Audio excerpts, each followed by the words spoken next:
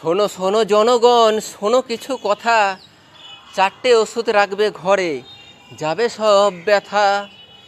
জ্বর গায়ে ব্যথা যদি হতে থাকে ভাই, প্যারাসিটামল 650, চিন্তার কারণ নাই।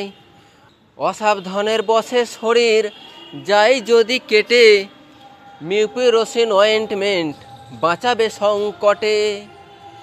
ডাক্তারবাবুর পরামর্শে রাখবো ওষুধ ঘরে, ডেট দেখে নেব সেটা খাবো নিয়ম করে। ফাস্ট ফুড খাচ্ছ বেশি, হবে অ্যাসিডিটি, নিদানের বড়ির মতো রাখবো প্যান 40।